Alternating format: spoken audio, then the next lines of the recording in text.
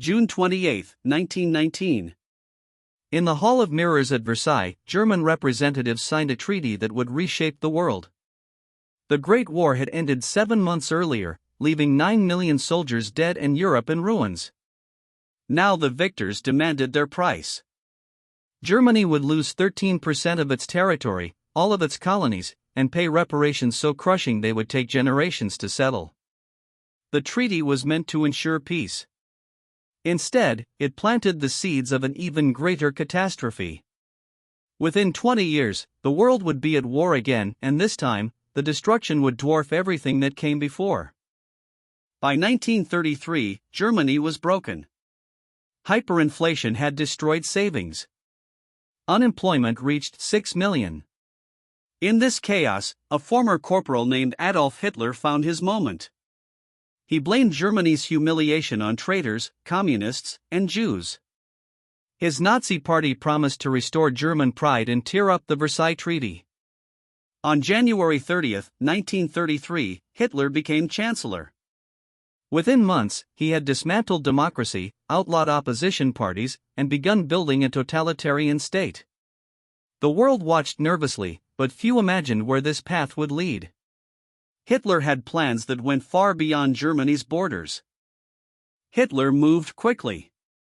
In 1935, he openly defied Versailles by rebuilding Germany's military. The following year, German troops marched into the Rhineland, territory they were forbidden to occupy. Britain and France protested but did nothing. In 1938, Hitler annexed Austria in the Anschluss, uniting it with Germany. 6 months later, he demanded the Sudetenland from Czechoslovakia. British Prime Minister Neville Chamberlain flew to Munich and agreed to Hitler's terms, believing he had secured peace for our time. He was catastrophically wrong. Hitler had no intention of stopping.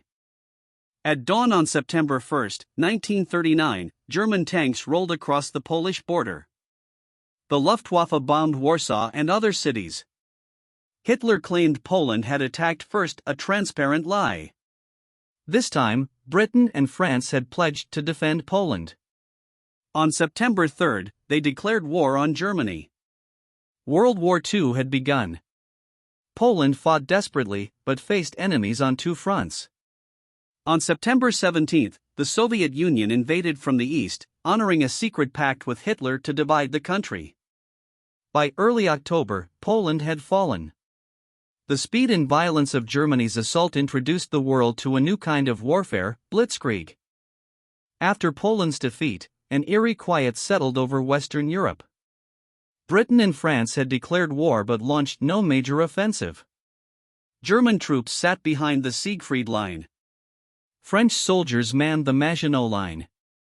This period became known as the Phony War, months of tension with little fighting. Some hoped diplomacy might still prevent catastrophe. They were mistaken. Hitler was planning his next move, and it would be bold beyond imagination.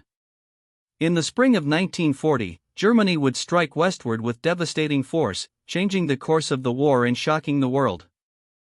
On May 10, 1940, Hitler launched Case Yellow. German forces bypassed the Maginot Line by attacking through Belgium and Luxembourg.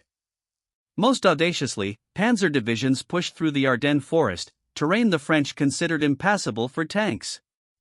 They were wrong. Within days, German armor reached the English Channel, splitting Allied forces in two. British troops evacuated from Dunkirk. Paris fell on June 14. On June 22, France surrendered in the same railway car where Germany had surrendered in 1918. In just 6 weeks, Hitler had conquered France, humiliating the nation that had humiliated Germany 2 decades earlier. Britain now stood alone. With France fallen, Winston Churchill, who had replaced Chamberlain as Prime Minister in May, addressed Parliament with characteristic resolve. Britain would fight on, he declared, no matter the cost. Hitler expected Britain to negotiate. Instead, Churchill prepared for invasion. That summer, the Battle of Britain began.